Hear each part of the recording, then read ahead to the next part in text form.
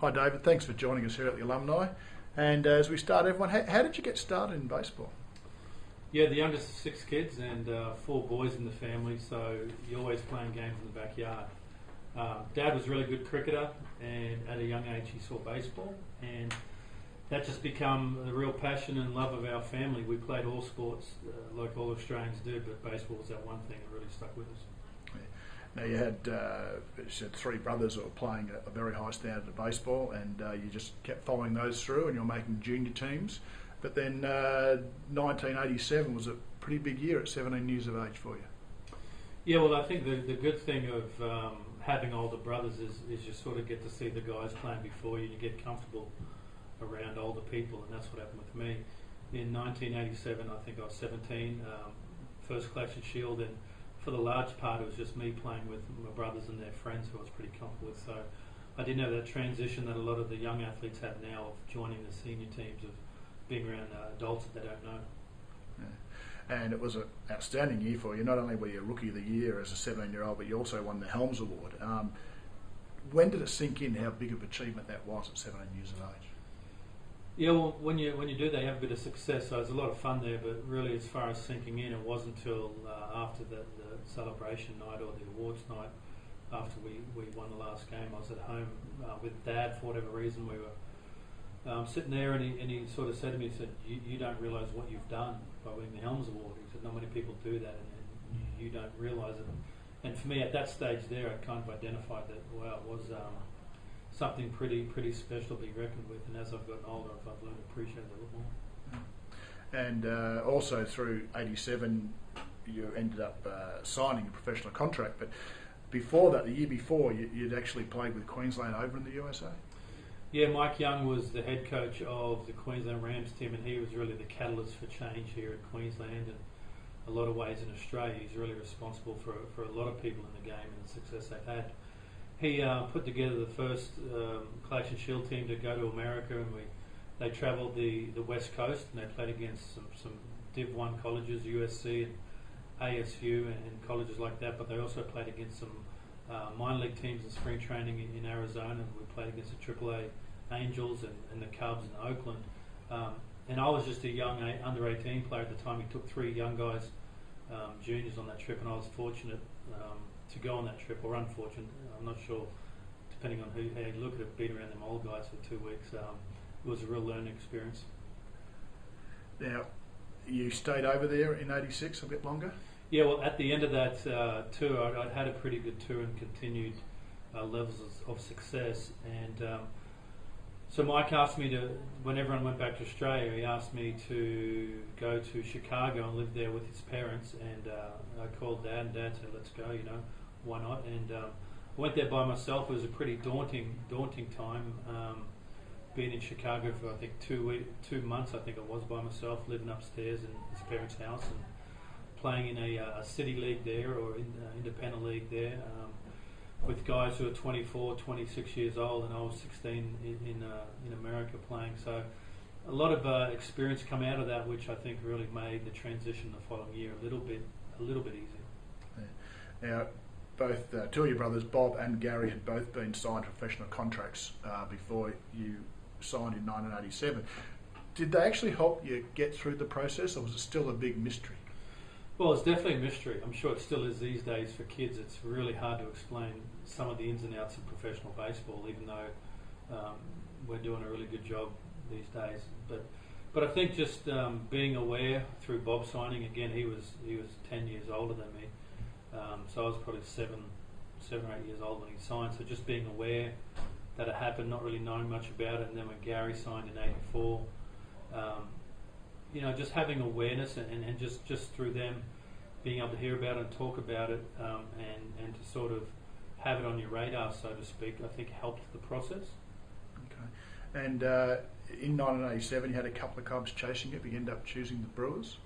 Yeah, 87. Well, when I went over with that team in 86, we played against Oakland, as I said, and their farm director was a guy named Dave Nilsson, and it struck up a relationship with him and Mike, and he came down to Australia that following year to watch me play in the Collection Shield. So I'd done pretty well, and he was travelling around with us. So for the most part, I thought it was a done deal. I was going to sign with Oakland, but as we were in Adelaide, I had lunch with Dave and Mike that day in Adelaide to discuss the contract, and as Mike was handling it for me.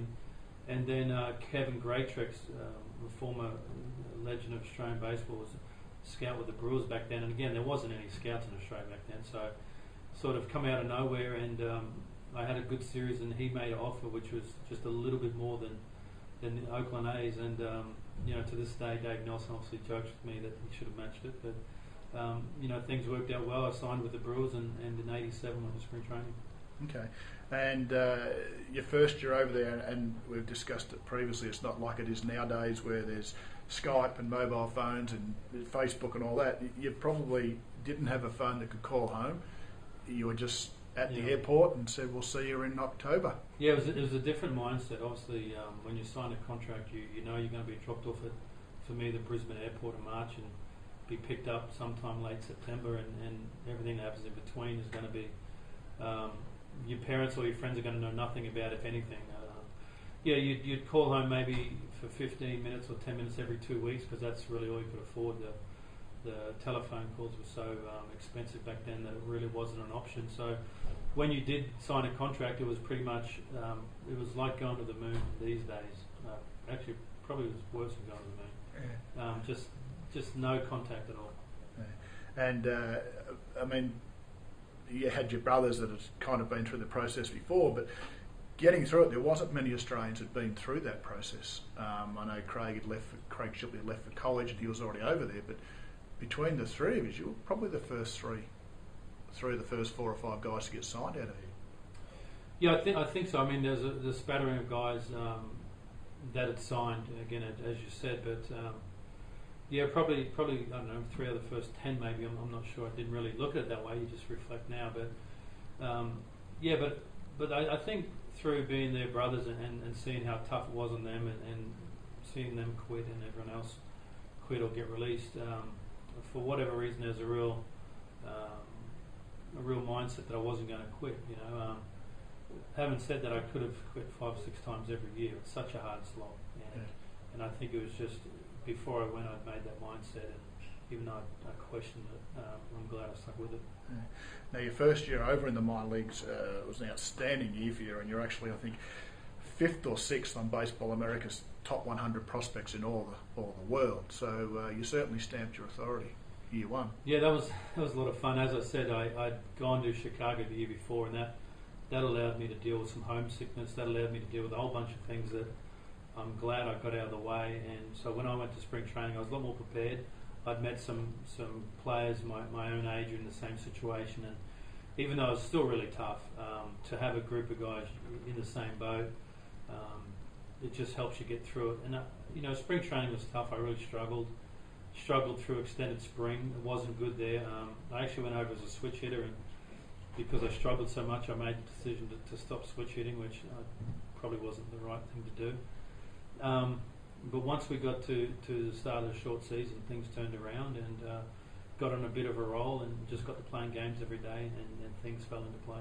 Okay, so you stopped switch hitting in your first year of pro ball? Extended spring. Right. I know it's hard to believe, but our extended spring, we had 10 players from the Brewers who were sharing a locker room at the Cubs facility with players from the Giants. And we didn't have a coach, so we were pretty much left there on our own during the day. The Giants coach would overlook us, and it was during that time I was struggling, and I said, I'm not getting enough swings, and I decided to give up switch hitting. Yeah. And I think it was every year through your minor league career, although it was a brief minor league career because you ascended so quickly, you were always in the top 10 of the Baseball America, and it sort of started to put Australia on the map, because then realising that we had Craig in the big leagues, and then we had the next big thing coming through, it sort of scouts started coming out to Australia.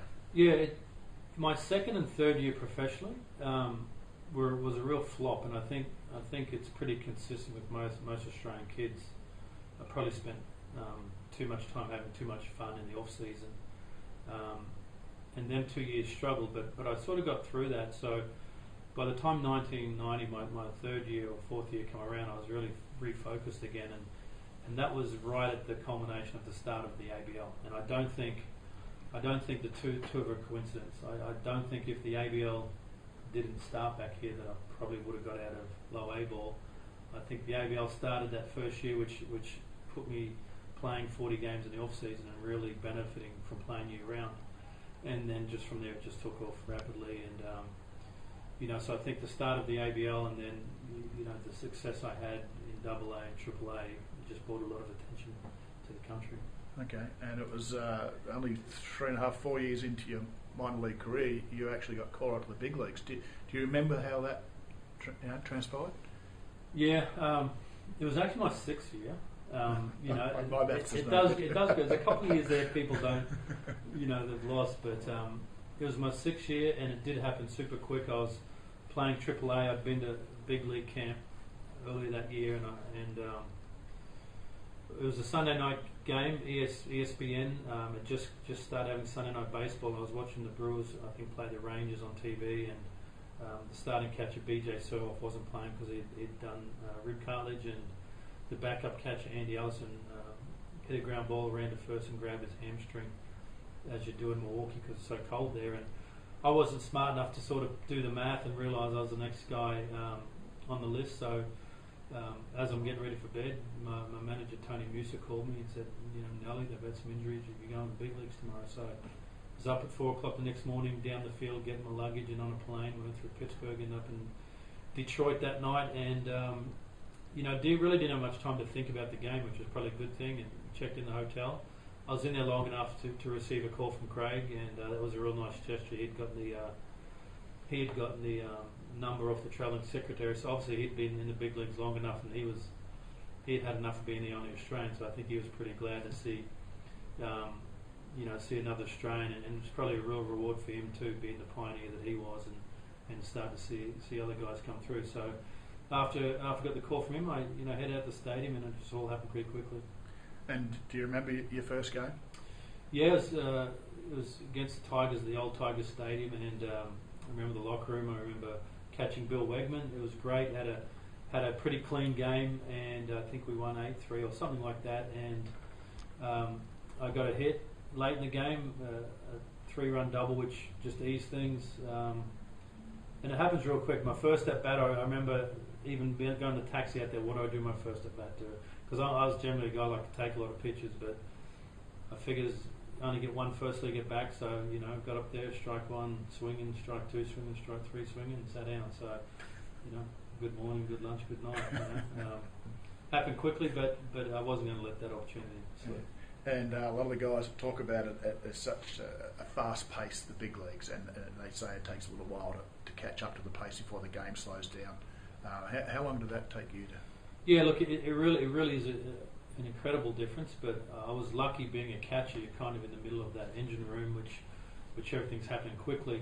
A lot of that change for me was at the high levels of minor leagues. I was fortunate to have minor league managers who were former big league catchers. So really my biggest adjustment was when I got to AAA. I had Tony Musa as a coach, and he was a former big league coach, and it's definitely a lot quicker, but the benefit for me was being the catcher experience to do the minor leagues. The toughest thing for me was 92 was a pretty easy year in the sense I got called up. We had a really good pitching staff. I think we got eliminated the second last day of the season for making the playoffs. We won 92 games. And then 93, the pitching staff wasn't as good, and that was where I really got exposed. That was where the game got real quick as a catcher, and I started to realise there were some things I didn't know and learned pretty quickly. And so by the second half of 93, I'd kind of caught up again, and really for the most part, that was the only tough transition I had. Okay. And 93 was also another big year for Australia because not only yourself, but we had the first ever Australian battery. Graham Lloyd was picked up by the Brewers in the Rule 5 draft and made his debut and pitched to you, which was just outstanding for our country. Yeah, you look back. I first saw Graham. I think I was 9 years old, playing in under 13s at a national championship in Perth. He was a big, tall guy pitching for Victoria, twice as big as everyone else. And then 10 years later, we're in big league camp together with the Brewers. He was a Rule 5 guy from Toronto and had a great spring. He really won his spot on the team, and we broke together in spring training. What a thrill that was to experience all that with another Australian and have that real unique bond. But I'd started the year, I had torn my cartilage in my wrist, so I was out the first couple of weeks. But my first time catching Graham, I think, was in Milwaukee, and I'll never forget it. The first pitch he crossed me up, and I think maybe Dave Henderson hit a foul ball and had a little giggle, waited all that time, and I got the Australian on the mound and we couldn't even communicate.